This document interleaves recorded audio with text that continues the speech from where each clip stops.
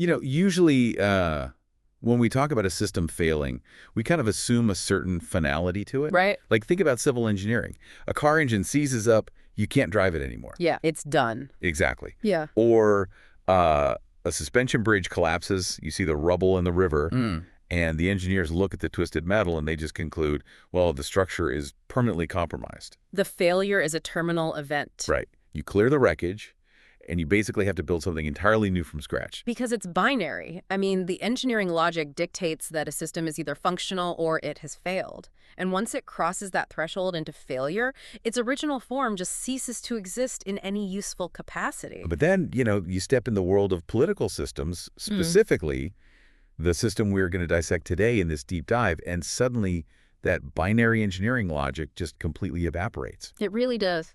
We're looking at this historical landscape that is defined by its constant crashing. Like, we're taking on a massive, fascinating concept today that we all live with, we all talk about, but we rarely actually dissect the mechanics of, and that's democracy. Yeah. And for those of you joining us visually today, you'll notice the backdrop has shifted to this vast, ancient library layered with these sort of subtle, shifting architectural blueprints, because we're basically watching the continuous dismantling and rebuilding of a single idea over 25 centuries. It is the ultimate architectural project that never quite reaches completion. Like, we tend to treat the system as a modern default, Yeah. a natural baseline that human societies just eventually settle into. Right, like it's gravity or something. Exactly. But understanding the underlying mechanics, the historical gaps in the evolution of it, reveals a structure that is entirely unnatural, and it requires just immense continuous maintenance. Which is why I want to set the tone for you listening right now before we really get into the gears of this machine. This is a purely intellectual and historical inquiry. We are not here to take political sides. No, absolutely not. And we are definitely not here to comment on, whatever the breaking news alert on your phone is today. Yeah, let's zoom out. Right. Our mission is to trace the history of the most attempted, the most failed, and yet somehow the most resilient political system in human history. So to start, we really have to grapple with a staggering historical reality. Which is? That democracy is the most frequently attempted and most frequently failed system of political organization across 25 centuries. It's been invented, lost, rediscovered, perverted, exported, imposed, dismantled, and rebuilt on literally every inhabited continent. And the contrast between the failure modes of democracy and the failure modes of its authoritarian alternatives is deeply revealing about human psychology and systemic design. How so? Well, authoritarianism, historically speaking, has proven remarkably effective at providing short-term stability. Right. By centralizing power and eliminating opposition, you can enforce order quickly. Sure. But that same centralization makes it repeatedly disastrous when it comes to long-term legitimacy. Because authoritarian failures are quieter, but they are much more terminal. Exactly. The state controls the narrative, they control the press, the economic data. The cracks in the foundation aren't allowed to be discussed or even acknowledged. You can't talk about the rust on the bridge. Right. So when the collapse finally happens, there is no pressure release valve. It just brings the entire building down. Democracy, on the other hand, is constantly failing in these small, highly visible ways, and everyone is yelling about it. And that loud, messy contestation is the actual mechanism of survival. I mean, in a closed autocracy, you don't know the bridge is failing until you're literally in the river. In a democratic society, people are continuously protesting the design of the bridge, they're pointing out the rust, arguing about the toll prices, and they're replacing the bolts one by one while the traffic is still moving. Okay, let's unpack this, because I keep thinking about this like a wildly complex piece of open source software. Oh, that's a good analogy. Right. It keeps crashing. The user interface is super frustrating, and it is just full of bugs. But because we can all see the source code and argue about it on the forums, anyone can submit a patch. Yes. It's the only operating system that actually survives in the long run because the visibility of its flaws allows for constant iteration. But to understand the bugs in the software, we need to look at what the word actually means mechanically. The root definition. Exactly. So democracy derives from the Greek demos, meaning people, and krakos, meaning power or rule. Rule by the people. Which, that linguistic root connects the ancient world of Pericles all the way to the modern reality of contemporary India or Brazil. But that simple definition really conceals massive fundamental variations in how power is actually applied. Because it forces us to ask who the people are. Yes. The phrase rule by the people forces us to answer two incredibly difficult questions. Who exactly counts as the people, and by what mechanism do they rule? Which brings up the first major structural distinction we need to clarify for anyone listening, just so we aren't confusing different operating systems. Right. There is a massive mechanical difference between direct democracy and representative democracy. Yeah, right. In a direct democracy, the citizens make the political decisions themselves. They are the legislators. They are reading the text of the law, debating its merits, and literally casting a vote on its passage. Whereas in a representative democracy, the citizens abstract that power. They elect agents. Yeah, representatives, who then undertake the daily mechanics of legislation on their behalf. The citizens evaluate the outcomes rather than writing the laws. But I'd say the second distinction seems even more critical for modern survival, and that's the tension between majoritarian democracy and constitutional or liberal democracy. Majoritarian democracy being just pure math. Right? Exactly. Whatever 51% of the population prefers becomes reality. Which sounds democratic on paper, but it obviously contains a fatal flaw. A massive one. Pure majoritarianism has no internal braking mechanism. If 51% of the population decides to legally confiscate the property, revoke the rights, or even eliminate the other 49%, Wow. that is technically a valid majoritarian outcome. It is mathematically democratic, but it is socially catastrophic. And this is where constitutional liberalism steps in to save democracy from itself. It places hard constraints on the majority will. Right. It introduces individual rights, the rule of law, and institutional checks that essentially tell the majority, you have the power to govern, but there are certain zones of human life and liberty you cannot touch no matter how many votes you have. And most functioning systems today are some version of a representative liberal democracy. But the exact balance between allowing the majority to enact its will and using the Constitution to block that will, that's the core tension of modern governance. Every society calibrates that balance differently. Exactly. So to truly understand how this calibration works, I want to look at the very first version of the code, the raw blueprint. Back to the beginning. Yeah, we have to go back to ancient Athens, primarily in the late 6th and 5th centuries BCE, because this is the founding reference point for all subsequent democratic theory. But if you look at the actual mechanics of how it functioned, it is deeply alien to how we conceptualize the people today. Oh, completely. It was a direct democracy in its most unmediated form. The central legislative body was the assembly, the ecclesia. Right. Any eligible citizen could stand up, speak to the crowd, and cast a vote on foreign policy, taxation, or war. And they didn't just meet for a few weeks a year. The assembly met approximately 40 times annually. 40 times a year. Let's think about the sheer friction of that. You are asking thousands of people to abandon their farms, their workshops, or their businesses almost every week to go stand on a hill and scream at each other over trade policies with Sparta. It's exhausting just thinking about it. The transaction costs of that system are astronomical. Well, they managed those transaction costs by radically restricting who was allowed to participate. The assembly wasn't thousands of people because everyone was invited. It was thousands of people because they specifically curated a small elite subset of the population to be the decision makers. Okay, here's where it gets really interesting. Let's break down that exclusion, because it's not just historical trivia. It's the core philosophical problem of the system. Right. They invent this concept of rule by the people, but they literally exclude the vast majority of humans actually living in Athens. Women were excluded entirely. Slaves made up perhaps a third to a half of the total population, completely barred. And medics, foreign residents, even those whose families had paid taxes in Athens for 3 generations, had zero voice. The demos was essentially a strict minority of adult men of Athenian parentage. So was this cognitive dissonance, or did they genuinely just not see those groups as part of the people? I mean, did they view themselves as hypocrites? No, we have to look at it through their sociological framework. They didn't view it as hypocrisy because they didn't operate on a universalist theory of human rights.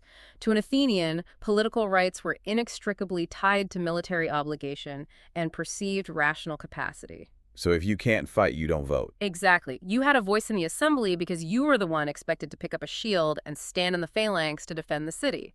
Citizenship wasn't just a status, it was a heavy, bloody obligation. Right. They viewed slaves, women, and foreigners as either lacking the necessary independence, the required rational faculties, or the blood tied to the city's defense. So they answered the fundamental question, On what basis do we justify who counts as a member with military utility and bloodline? And as we move forward in history, we'll see that justification shift to property ownership, then literacy, then to race, and finally toward, universal personhood. Right. But alongside these massive glaring exclusions, the Athenians engineered some institutional mechanisms that are just mechanically fascinating. Right. They knew their system was fragile. They knew it could easily slip back into an oligarchy or a tyranny. So they engineered highly specific tools to mitigate those risks, the most famous being ostracism. While the assembly was this loud, chaotic mechanism for daily governance, ostracism was a quiet, deliberate mechanism for systemic preservation. The ultimate political timeout. Yeah. The mechanics of this are incredible. They didn't hold a trial. The citizens would literally scratch the name of a dangerously ambitious politician onto a shard of pottery, an ostracon, and if enough people voted for you, you were banished from the city for 10 years. 10 years. But you didn't lose your property, your family wasn't harmed, you just had to leave. It was a preemptive strike against tyranny. The Athenians recognized a fundamental vulnerability in democratic systems, which is that charismatic, wealthy individuals can leverage the freedoms of the system to become so powerful that they essentially break the rules of the game. So ostracism was a structural release valve. The city didn't need to prove a crime was committed. They merely had to reach a consensus that an individual's continued presence was structurally destabilizing. It's like finding a memory leak in your software and quarantining the file before it crashes the whole machine. We appreciate your military victories, but you are getting too popular, and it's making the institutions nervous. See you in a decade. That's a great way to put it. But ostracism wasn't their only radical mechanism. They also used sortition. Okay, sortition. This one I struggle to reconcile with our modern obsession with meritocracy, because sortition is basically the selection of political officials by lot. Essentially, a random lottery. A literal lottery. Right. The idea of picking a judge or a treasury official or a city planner by pulling a name out of a bingo tumbler sounds like a recipe for sheer incompetence. It does to us, but it forces us to examine our assumptions about what elections actually do. The Athenians utilized elections for military generals, where specific technical expertise was a matter of life and death. Sure. But for the vast majority of administrative and judicial offices, they used the lottery. Why? Because they understood that elections are fundamentally aristocratic mechanisms. Aristocratic in the literal sense of rule by the best, or at least rule by the most prominent. Exactly. I mean, the mechanical reason is that elections inherently favor individuals who already possess advantages. To win an election, you need visibility, you need wealth to campaign, you need powerful networks. Yeah. A lottery strips all of that away. Sortition ensures that every single eligible citizen has a mathematically equal probability of wielding state power. It completely neutralizes the structural advantages of wealth and class. So if I'm understanding the underlying logic, they believed that the average citizen was perfectly capable of basic administration, and that the risk of occasionally drafting an incompetent citizen was much lower than the risk of allowing a wealthy cabal to dominate the government through perpetual elections. It's a pure anti-corruption mechanism. That's brilliant. It is a profound structural safeguard. Interestingly, modern democratic theorists are increasingly looking back at sortition today. We look at our own systems, at the staggering amount of capital required to run for office, and the way money dictates access. Right. And scholars are asking if integrating random selection, perhaps a randomly drafted citizen assembly to review specific legislation, might actually yield a more representative and less polarized outcome than our current electoral models. It's a fascinating thought experiment. Yeah. But despite these brilliant structural innovations, ostracism, sortition, direct participation, Athens ultimately proves just how brittle this initial operating system was. Yeah, it couldn't withstand the external military pressures and internal factionalism. It fell. And when Athenian power collapsed, the entire concept of rule by the people didn't just recede. It essentially entered a two-millennium hibernation. The scale of that historical gap is so difficult to internalize. Following the decline of the Greek city-states, the Mediterranean was dominated by Macedonian and eventually Roman power. Now, the Roman Republic incorporated certain participatory elements, popular assemblies, tribunes meant to represent the plebeian class. Wait, I want to push back on the idea of Rome as a democratic bridge, though. Oh. Functionally, wasn't the Roman Republic an incredibly rigid oligarchy? Oh, absolutely. The participatory elements feel more like a facade designed to placate the masses, while the actual levers of state power, finance, and military command remain tightly controlled by a few hundred aristocratic families in the Senate. That is an accurate mechanical assessment. The Roman assemblies were structured to heavily weight the votes of the wealthy. The tribunes could veto legislation, but they were often co-opted by patrician interests. It was an oligarchy with democratic aesthetics. And of course, even that complex balancing act eventually collapsed under the weight of imperial expansion, giving way to the autocracy of the Roman Empire. From that point forward, for roughly 2,000 years, the idea of a state deriving its primary legitimacy from the active participation of its citizens effectively vanishes from the global stage. We are looking at a 2,000-year void. Yeah. Throughout the Middle Ages in Europe, legitimacy was derived from divine right, hereditary bloodlines, or just the sheer military force of feudal lords. If you look at the major global civilizations during this millennium, the complex bureaucratic dynasties of China, the caliphates of the Islamic world, the vast empires of India, they were developing incredibly sophisticated administrative systems. But none of them utilize democracy. Right. If we connect this to the bigger picture, this long absence provides a crucial data point for political science. It demonstrates empirically that democracy is not a natural equilibrium. Human societies do not naturally default to egalitarian self-governance when left to their own devices. The default state of complex human organization leans toward hierarchy and the centralization of power. So democracy isn't gravity. It's a nuclear reactor. It doesn't just happen in nature. It requires a highly specific, painstakingly constructed environment to initiate the reaction. And if you stop pumping coolant into the system, it melts down. Exactly. During those 2,000 years, the infrastructure to build that reactor simply didn't exist. Because the environmental requirements for a functioning democracy are incredibly steep. First, you need a baseline of societal wealth and widespread literacy. If a population is operating at a subsistence level, struggling daily just to secure calories, meaningful political participation is impossible. Right. You're not going to a town hall if you're starving. Second, you need robust institutional predictability courts, administrative bodies, agreed-upon laws, so that political competition doesn't immediately escalate into physical violence. Because if the penalty for losing an election is execution, nobody will ever concede an election. You fight to the death. You have to lower the stakes through institutional guarantees. And finally, you need a deeply ingrained cultural commitment to the abstract concept of popular sovereignty. It's like a three-legged stool. Wealth and literacy, institutional predictability, and a cultural commitment. Yes, and during the Middle Ages, those three legs were entirely absent. There were microscopic exceptions, proto-democratic elements in the merchant republics of Italy, or the gradual concessions won by the English Parliament, but these were anomalies. It's so vital for you listening to internalize this. The system you likely live in today is a bizarre historical anomaly. It's not the human default. It had to be theorized from scratch, which required an intellectual earthquake. And that earthquake was the Enlightenment of the 17th and 18th centuries. Thinkers like Thomas Hobbes, John Locke, and Jean-Jacques Rousseau fundamentally re-engineered how human beings conceptualized authority. Prior to this, the logic was strictly top-down. God grants authority to the king, who exerts it over the subjects. So how did they actually dismantle that? What was the mechanical argument that broke the divine right of kings? They introduced a thought experiment called the state of nature. They asked, imagine humanity before any governments existed. In this natural state, every individual is perfectly free, but also perfectly vulnerable to violence from others. Chaotic. Right. So to escape this constant fear, rational individuals voluntarily come together and form a social contract.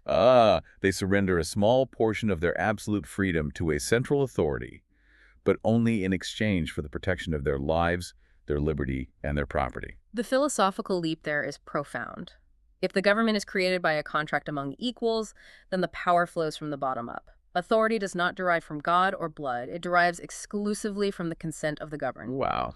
And if the sovereign violates that contract, if they steal property or murder citizens, the contract is void, and the people have the mechanical right to replace the government. That is the stark right there. Yeah. They weaponized philosophy. Once Locke and Rousseau wrote that down, they effectively armed the populations of Europe and the Americas with the intellectual justification to tear down monarchies. And in the late 18th century, we see two massive simultaneous attempts to take this raw Enlightenment theory and build it into physical governments. But the American Revolution in 1776 and the French Revolution in 1789 applied the blueprints in wildly different ways. Those two revolutions represent the two diverging paths of modern democratic design. The American founding is a study in profound philosophical tension. Tension how? Well, the Declaration of Independence is a radical document. It boldly asserts universal rights and the necessity of consent. But the actual machinery of the government, the Constitution drafted in 1787, is fundamentally cautious, pessimistic, and conservative in its mechanics. I've always found the American Constitution fascinating because it reads like a document written by men who were terrified of the very people they were empowering. Yes. They didn't trust the king, but they also absolutely did not trust the mob. They looked back at the direct democracy of Athens, and they saw a system prone to hysteria and rapid collapse. And James Madison articulated this fear perfectly in Federalist Number 10. Madison was obsessed with the danger of factions. He defined a faction as a group of citizens, whether a majority or a minority, united by a common passion or interest, who seek to impose their will at the expense of the rights of other citizens. So what does this all mean for the U.S.? If Madison designed a system to frustrate factions and intentionally bottleneck majorities, is the gridlock we often associate with that system actually a feature rather than a bug? Madison's solution was structural dilution. He argued against a small, direct democracy. Instead, he wanted a massive, sprawling republic. By expanding the geographic size and the diversity of interests within the country, you make it mathematically very difficult for any single faction to gain a cohesive majority. And even if they do, the physical machinery of the government is designed to frustrate them. Exactly. This is the genius or the tragedy, depending on your view of the American system. It is entirely built on friction. You split the legislature in two, the House and the Senate, and give them different electoral timelines. You separate the executive branch. Right. You create an independent judiciary appointed for life. Yeah. You implement the Electoral College. You have state legislatures indirectly selecting senators. Every single one of those mechanisms is a deliberate speed bump. The American founders engineered a system that requires overwhelming, sustained consensus to achieve any significant change. I want to focus on this because it changes how we view modern politics. We complain constantly about gridlock in the United States. We complain that the government is paralyzed, that it moves too slowly, that nothing gets done. But if we read Madison correctly, that gridlock isn't a failure of the system. That gridlock is the system operating exactly as designed. Yes. It is intentionally bottlenecking the majority to prevent tyranny. The American Constitution prefers the risk of total inaction over the risk of rapid, erroneous action. Now, contrast that paranoid, friction-heavy design with what happened just a few years later in France. Oh, man. The French in 1789 didn't want speed bumps. They wanted a highway. Exactly. The French Revolution embraced a vastly different philosophical interpretation, heavily influenced by Rousseau's concept of the general will. The revolutionaries believed that society had a single, objectively correct collective interest. Okay. If you strip away the corrupt aristocrats and the clergy, the unified will of the people will naturally emerge, and that must be absolute. They wrote the Declaration of the Rights of Man and of the Citizen, which sounds similar to the American documents, but structurally, they built a system completely devoid of institutional hedging. Zero friction. There was no separation of powers, no independent judiciary to constrain the legislature, no checks and balances. They believed that putting checks on the people's representatives was tantamount to suppressing the people themselves. And the mechanical result of an unconstrained majority is rapid escalation. Without structural friction, whoever captures the central apparatus wields absolute power. Which happened almost immediately. Right. The French Revolution rapidly accelerated from a constitutional monarchy to a republic and directly into the reign of terror. The Committee of Public Safety, acting in the name of the general will, utilized the guillotine to eliminate tens of thousands of perceived political enemies. It's the ultimate dark mirror to the American founding.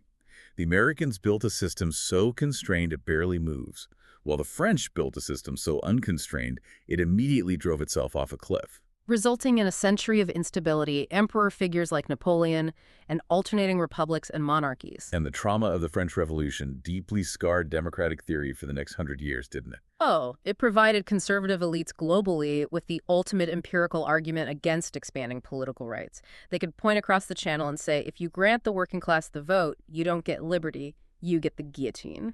Yet, despite that intense elite resistance, the entire narrative of the 19th century is the slow, agonizing, often violent dismantling of the exclusions we talked about in Athens. The user base of the software slowly expands. Yes, the expansion of suffrage in the 19th and early 20th centuries fundamentally altered the mechanics of the state. First, property requirements were slowly abolished, bringing working-class men into the electorate. Right. Then the agonizing struggle to expand the franchise across racial lines, which in the United States required a massive civil war and a century of subsequent civil rights struggles to actualize. And finally, the inclusion of women, which literally doubled the size of the electorate overnight. What fascinates me is the predictive failure of the elites during every one of these expansions. Every time a new group demanded the vote, the establishment argued that inclusion would destroy the economic order and collapse the institutions. They always thought the sky would fall. Yet, the democratic machinery absorbed these massive influxes of new voters. The software didn't crash, it just recalibrated. The institutions proved far more resilient and capable of managing diverse interests than the elites feared.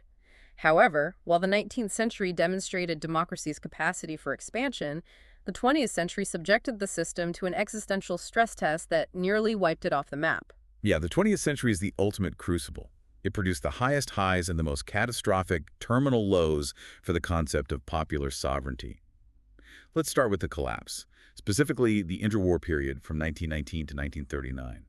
The aftermath of World War I saw the creation of numerous fragile democracies across Europe, but they were immediately subjected to overwhelming environmental pressures. Hyperinflation, the Great Depression, profound social polarization, and the emergence of highly sophisticated, militarized ideological alternatives, namely fascism and communism. We tend to look at the global map today and assume democracy's triumph was inevitable. But consider the reality of 1941. At that point, the number of functioning liberal democracies in Europe had been reduced to just 3: Great Britain, Sweden, and Switzerland. The entire rest of the continent had succumbed to authoritarianism. And the most disturbing failure, the one that forces us to question the deepest mechanics of the system, is the collapse of the Weimar Republic in Germany. The Weimar Constitution was, on paper, one of the most progressive, highly engineered democratic documents of its time. This is the Weimar paradox. Yeah. Hitler didn't overthrow the German government with a foreign army. He didn't even initially launch a successful violent coup. The Nazi Party utilized the legal electoral mechanisms of the Weimar Republic to gain power. They leveraged the freedom of speech, the freedom of assembly, and proportional representation to build a mass movement. And crucially, they exploited specific mechanical flaws in the Constitution. Like Article 48. Exactly. Article 48 granted the president sweeping emergency powers without parliamentary approval, so they legally voted themselves into power, and then legally dismantled the republic from within. They used the tools of democracy to murder democracy. As a systems designer, how do you even begin to fix an operating system that allows the users to legally authorize their own destruction? That was the exact architectural problem facing the world in 1945, during post-WWII reconstruction. The theorists and lawyers drafting new constitutions realized that majoritarianism was inherently dangerous. They had to engineer systems where even if the users wanted to delete the hard drive, the system architecture would prevent them. We call this militant democracy. You see it vividly in the German Basic Law drafted after the war. The German Basic Law is a masterpiece of defensive engineering. It contains specific eternity clauses, fundamental human rights, and structural rules that cannot be amended even if 100% of the parliament votes to change them. Wow, even if everyone agrees. Yes. And it empowers a fiercely independent constitutional court to ban political parties that are deemed hostile to the democratic order itself. It is a democracy that is legally armed against its own citizens' worst impulses. And internationally, we see this same impulse with the Universal Declaration of Human Rights in 1948. It is an attempt to establish an absolute floor, a baseline of human dignity that no sovereign government, no matter how popular, is allowed to breach. But as these beautifully engineered systems are being codified, the Cold War begins, and the geopolitical reality completely fractures the high-minded rhetoric. The Cold War era was defined by an immense systemic hypocrisy. The global struggle between Western liberal democracy and Soviet communism was framed as an ideological battle between freedom and tyranny. But the operational mechanics on the ground, particularly in the newly decolonized states of the Global South, rarely reflected those ideals. Both superpowers treated the internal politics of smaller nations as completely expendable game pieces. The history is unambiguous here. If a democratically elected government in Latin America or the Middle East pursued economic policies that threatened Western corporate interests, or even just appeared too sympathetic to socialism, Western democracies frequently utilize covert operations to destabilize or overthrow them. installing friendly, right-wing autocrats in their place. And conversely, the Soviet Union aggressively funded and armed authoritarian communist factions to seize control, crushing any nascent democratic movements in their sphere of influence. The concept of popular sovereignty was heavily subordinate to geopolitical containment. Which brings us to the end of the Cold War and a massive intellectual pivot. Between 1989 and 1991, the Soviet bloc collapses, the Berlin Wall falls, and the political scientist Francis Fukuyama publishes his incredibly influential thesis, The End of History. Fukuyama argued that with the collapse of Soviet communism, the great ideological evolution of humanity had basically reached its endpoint. Fascism had been destroyed in 1945. Communism had collapsed in 1991. Right. He posited that liberal democracy, paired with free market capitalism, was the final, optimal form of human government. And while events would still happen, the ideological debate was permanently settled. See, I have to push back hard on the Fukuyama thesis, especially in light of the Cold War hypocrisy we just discussed. It's easy to see why intellectuals sitting in Washington or London in 1992 felt a sense of final victory. But if the global spread of democracy during the Cold War was largely a product of military and economic coercion by the prevailing superpower, if democracies were just chess pieces, then the victory of liberal democracy wasn't necessarily a triumph of the idea itself. Right. It was just the geopolitical triumph of the empire that happened to endorse the idea. It feels incredibly hubristic to declare the end of ideological evolution just because your main rival ran out of money. It's a highly perceptive critique. I mean, Fukuyama's thesis relied on a teleological view of history, the idea that history is moving in a straight line toward a specific destination. But the data for the next decade seemed to actually violently support his argument.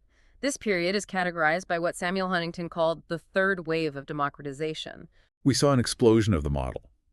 Starting in the 1970s with Southern Europe and accelerating through the 80s and 90s, the democratic operating system was installed across Latin America, Eastern Europe, parts of sub-Saharan Africa, and Asia. Yeah, by the early 2000s, an unprecedented percentage of the global population lived under some form of electoral democracy. But the straight line began to curve.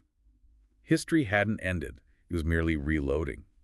Today, scholars observe a phenomenon universally described as a democratic recession or democratic backsliding. The tide has demonstrably turned. And the mechanics of how democracies are dying in the 21st century are fundamentally different from how they died in the 20th. This is critical for us to understand. Absolutely. In the 20th century, a democratic death was a highly kinetic, visible event. It was a military coup. Tanks rolled down the streets of the Capitol, generals seized the national broadcasting station, the Constitution was suspended, and the president was arrested. It was a wrecking ball hitting the House. You knew exactly when the system failed. But modern backsliding, however, doesn't utilize tanks. Scholars like Stephen Levitsky and Lucan Wei define the current threat as competitive authoritarianism. The erosion happens incrementally, legally, and invisibly. So instead of a dramatic military coup with tanks in the streets like a wrecking ball, modern democratic backsliding is more like termites in the floorboards. That's a perfect image. Everything looks perfectly fine until the house suddenly collapses.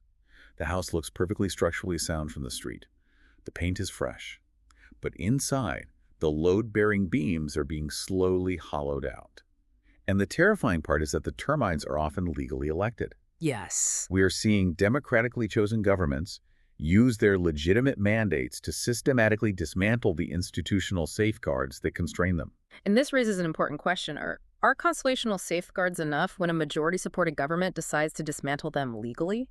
Because the bureaucratic mechanisms they use to achieve this are intentionally boring, which is exactly why they are so effective. If a leader suspends the Constitution, it triggers massive protests. But if a leader simply passes a law lowering the mandatory retirement age for civil judges from 70 to 65, it sounds like administrative housekeeping. But the mechanical result is that 40% of the independent judiciary is suddenly forced off the bench, allowing the ruling party to immediately pack the courts with political loyalists. They haven't broken a single law, but they have captured the referee. Exactly. Consider how they target the press. They don't send soldiers to burn down the newspaper offices. That's 20th century autocracy. Too messy. Right. Instead, they rewrite libel laws to expose journalists to ruinous lawsuits. They manipulate broadcast licensing fees to bankrupt independent television networks. Or they have state-aligned oligarchs quietly purchase the media companies and change the editorial boards. As Levitsky and Ziblatt detail in How Democracies Die, they keep the aesthetic shell of democracy intact. They still hold elections. There is still an opposition party. But they gerrymander the districts, manipulate voter registration, and control the courts so thoroughly that the opposition has zero statistical probability of actually winning. It is a zombie democracy. And this phenomenon exposes a terrifying vulnerability in the post-WWII militant democracy model we discussed earlier. You can write the most brilliant constitution in the world, filled with structural friction and independent courts. But a constitution is ultimately just ink on paper. It has no physical power to enforce itself. It relies entirely on the humans operating the machinery to adhere to unwritten norms. Norms of mutual toleration, treating your political opponents as legitimate rivals, not treasonous enemies, and norms of institutional forbearance, refraining from utilizing every legal tool at your disposal to crush the opposition. When those psychological norms evaporate, the paper constraints of the Constitution are easily shredded by a determined majority. The mechanical architecture cannot save a society that fundamentally no longer wishes to share power. Which perfectly transitions into the environmental pressure accelerating the destruction of those norms today. At the turn of the millennium, we truly believed we had engineered the ultimate technological safeguard against autocracy. We thought the internet would make authoritarianism obsolete. The early 2000s were defined by a profound techno-optimism. The theory was that the internet fundamentally democratized information distribution. It bypassed the traditional media gatekeepers and allowed any individual to publish, organize, and communicate globally. And we saw actual evidence of this. During the Arab Spring, social media platforms were demonstrably used to bypass state surveillance, organize massive protests in real time, and expose the brutality of autocratic regimes to the world. A dictator can control the state newspaper, but they can't control millions of smartphones broadcasting live video. However, the subsequent decade revealed that this technological environment is remarkably hostile to the psychological requirements of democratic governance. The exact same infrastructure that enables rapid political organizing also enables the industrial-scale distribution of disinformation and the algorithmic amplification of psychological polarization. I want to clarify something here, because we hear about filter bubbles all the time as the big boogeyman, right? Oh, yeah. The idea that algorithms only show us political content we already agree with, trapping us in ideological echo chambers. But the source text says the empirical evidence there is actually mixed. Why is deliberate, micro-targeted disinformation actually the much bigger threat? Well, empirical studies often show that individuals actually encounter a wider diversity of political opinions online than they do in their physical, geographically segregated neighborhoods. Oh, interesting. The more acute systemic threat is not isolation, it is algorithmic optimization for engagement. These platforms are engineered to maximize user attention, and the human brain is evolutionarily wired to pay the most attention to threats, moral outrage, and anger. So the algorithm isn't necessarily hiding the other side from you. It is specifically selecting the most extreme, enraging caricature of the other side and feeding it to you continuously. Yes. It destroys the norm of mutual toleration we just talked about. Yeah. You can't view your opponent as a legitimate rival if the algorithm has convinced you they are an existential threat to your survival. Furthermore, this architecture is actively exploited through deliberate disinformation campaigns. State actors, domestic political operatives, and profit-driven networks utilize micro-targeting to inject fabricated narratives directly into the feeds of specific psychological demographics. This creates an epistemological crisis. Democracy, at its very core, requires shared deliberation. We can passionately disagree on taxation rates, but we have to agree that the currency exists. We have to agree on a baseline of physical reality to have a debate. Exactly. If citizens are siloed into entirely distinct, mathematically constructed alternative realities, the mechanism of debate collapses. This directly impacts all of you listening, how the algorithms feeding your feeds might be impacting your own capacity for shared deliberation. How can a society execute the Enlightenment principle of the consent of the governed if that consent is being manufactured through tailored algorithmic manipulation? If your worldview is shaped by coordinated, artificially amplified falsehoods, is your vote a genuine expression of popular sovereignty, or is it merely the output of a successful psychological operation? That is the defining question of our era. We are trying to run an 18th century paper-based operating system in a 21st century digital environment defined by absolute information abundance, extreme fragmentation, and strategic cognitive manipulation. Can the system adapt, or will the transaction costs of finding truth simply become too high? That remains an open question among political scientists. The architecture is currently under extreme stress. While we grapple with that incredibly modern dilemma, it is fascinating to step back and look at the actual tools we use to navigate these systems daily. The very vocabulary we use to debate these concepts carries centuries of this violent, complex history embedded within it. For anyone navigating professional, legal, or civic environments, understanding the English vocabulary of democracy isn't just an abstract linguistic exercise. It is practically empowering. The English language itself is a stratified historical record of political development. Let's look at the linguistics of it, because it maps perfectly onto the history we've discussed. The vocabulary is layered. The base layer, the everyday concepts of communal living, are almost entirely Old English or Germanic in origin. Right. Words like law, king, folk, speech, freedom, these are the ancient ground-level concepts of human interaction. But observe what happens when you ascend from the communal level to the formal institutional level. The language abruptly shifts. The vocabulary of statecraft and architectural governance is almost entirely French or Latin. Constitution, suffrage, democracy, republic, sovereignty, legislation, judiciary. My favorite example is parliament. It originates from the French verb parler, meaning to speak. A parliament is literally, functionally, just a place designed for talking. A talking room. Yeah, which connects directly back to the core requirement of democracy we established at the beginning. It is a mechanism for nonviolent political competition. A parliament is a highly structured room where we fight with words instead of swords. The terminology of democratic deliberation is the operational code of modern organizational power. Words like debate, amendment, motion, resolution, quorum, abstention, mandate, filibuster. This isn't just the language of the Senate floor, it is the language of the corporate boardroom, the union hall, the university faculty meeting. Think about your own life. This isn't just about politics. If you're in a corporate board meeting or a contentious neighborhood HOA meeting, the person who understands what a quorum is or what a mandate actually means is the person who holds the power in that room. The person who understands how a specific amendment alters the trajectory of a motion, that person controls the architecture of the decision-making process. Similarly, the vocabulary of individual protection, civil liberties, due process, presumption of innocence, judicial review, these are the linguistic shields developed over centuries of constitutional struggle. To know these terms is to understand the boundaries of power. We've covered an immense amount of historical terrain today in this deep dive. We've gone from the raw, radically exclusive, direct democracy of ancient Athens through the 2,000-year void where the concept practically vanished. We've explored the intellectual earthquake of the Enlightenment, the paranoid brilliance of Madison's institutional friction, and the absolute bloody idealism of the French general will. We've analyzed how the system survived the kinetic failures of the 20th century, only to face the quiet, bureaucratic termites of the 21st, all while trying to maintain shared reality in an algorithmic age. It is a 2,500-year mechanical evolution. Democracy is not a static object you can inherit and just place on a shelf.